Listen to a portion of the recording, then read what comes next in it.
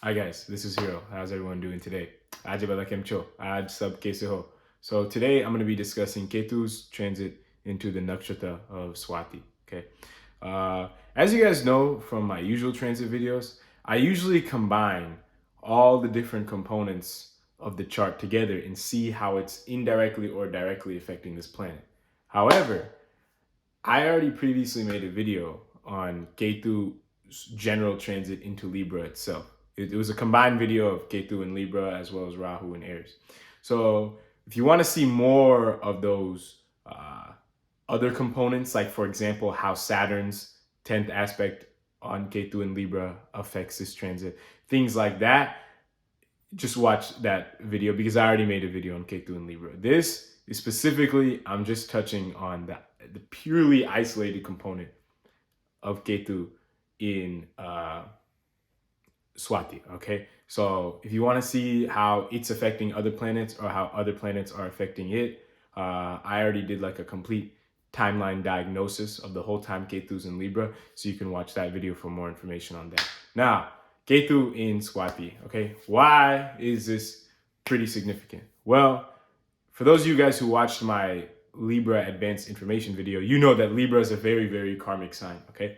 So Ketu, the planet of past life karma and spiritual intuition and all these kind of things, is going into Libra, okay, which is a karmic sign, which is why Saturn gets exalted there, but it's also a materially favorable sign too, which is why it's Venus's main sign. Now,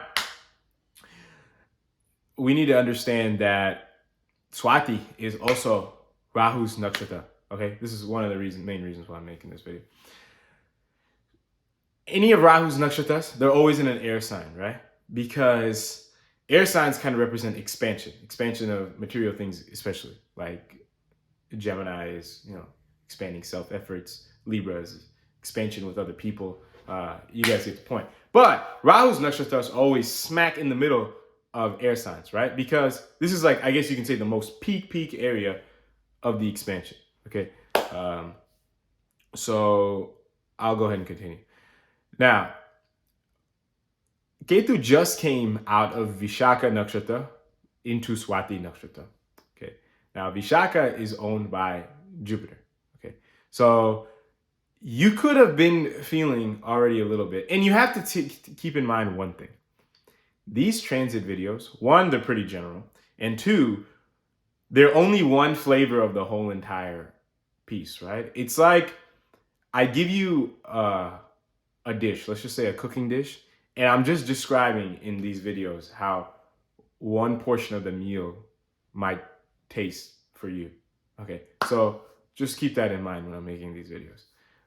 But that's why I try to add more components as possible into these videos. But like I said, for this specific one, because I already analyzed all those components in my Ketu and Libra video, I'm kind of keeping that separate. But you could have felt that when Ketu went into Vishaka, or when it went into Libra in general, because 3 out of the 4 Vishaka Padas are in Libra, you could have felt some sort of connection with other people is increasing in general, okay? Or you could have noticed it for the average person, maybe not yourself necessarily, but for everybody else, either externally or internally also. You got to be able to separate these things. Now, but that Vishaka is a little bit more of a grounded nakshatra, okay? Because it ends into Scorpio. It's kind of like the energies of, okay, these are the final karmas we have with everybody, but now let's start wrapping this up. But Swati is not anywhere close to that.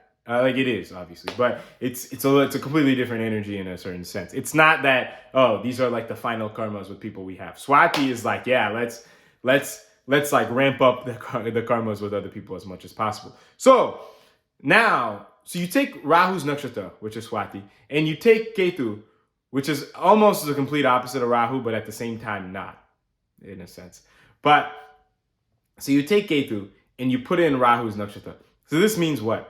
This means, for anybody that's ever run a Rahu-Ketu period or a Ketu-Rahu period will kind of understand a little bit better what I'm saying, because you've kind of seen the most extreme of the two energies working together. But anyways, so you take Ketu and you put it in Rahu's nakshatra of Swati, okay? So you take the planet of all past life karmas and you put it in the nakshatra of expansion of karmas with other people. Okay, so what does this mean? This means in general, the number of people that you could be exposed to in your life, or that all of a sudden kind of come in or come back to your life, is going to be ramped up a little bit higher. Okay, but there's one thing that you need to be a little bit weary about, and that is that, okay, there's two parts to this. One, the people that come in your life, they could be a little bit karmic in a way. Okay, that's a little bit basic. But the second part, which is not as basic, is that the people that do come in your life, the extent to which your karma is with those people cannot be controlled by you that much. And what do I mean by this? Let's just say throughout this period, you meet up with some old friends. I'm giving a very hypothetical example, okay? Me personally, I'm going to India during this time, okay? Finally, ever since COVID started. But I'm going to India, okay? But I'll give you another example. Let's just say you meet up with some old friends or something, right? So yeah, sure, the old friends could come in your life, but let's just say it doesn't really kick back off the same way that it left off some years back when, you used to work with this person, or you used to have class with this person, or you used to live near this person, or something like that, right? So that's what I want to explain to you. Yeah, sure, some people may or may some people may leave, some people may come back during this period a lot more than usual, but you need to keep in mind that the extent to which they leave or the extent to which they come back is also karmically controlled. It is not controlled by you that much during this period. Like for me personally, when I go to India, I'm going to keep that completely in mind, okay? Because, I like to, see a lot of family and friends and things like this, but I need to be a little bit cautious that, the things that happen are not entirely controlled up to me. They're a little bit controlled. Now, this is just one transit, right? But I just wanted to make that a little bit clear. Especially because Saturn throws a 10th aspect on Ketu. I said I wouldn't touch on any other planets' influence on Ketu, or Ketu's influence on anybody else, but there's two actual planets that I need to discuss here. And that's Saturn, its 10th aspect on Ketu. That's going to add to more of that karmic feel, I guess you can say, and that's going to give you a little bit more awareness that, okay, these relations are more karmic, or these extent of certain relations are more karmic than other relations or other parts of that relation. And another thing is that Jupiter, throughout, I want to say like the last 2/3 or 3/4 of this planet is in Aries, which means that it's aspecting Ketu. So what does this mean? This means that a little bit more wisdom is also there, that, hey, so the awareness, the more disciplined awareness, or the more strength awareness, is coming from Saturn. And as far as from like a perseverance standpoint, or like an ability to just kind of do what you have to do standpoint. But as far as like a pure, absolute spiritual consciousness wisdom, you're also getting that aspect from Jupiter as well. So both of these go hand in hand, Jupiter and Saturn's aspect onto Ketu, which basically could make you overall more aware of what all the different kind of karmas that could show up in your life, especially if you're running some kind of Ketu dasha, Antar or Mahadasha, okay?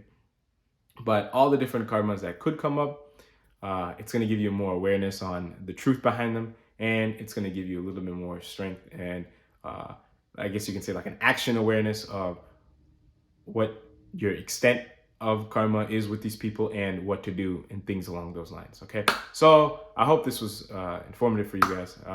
If you have any questions or comments, as usual, you can feel free to let me know. And until next time, I will talk to everybody later, excuse me. Thank you so much for watching.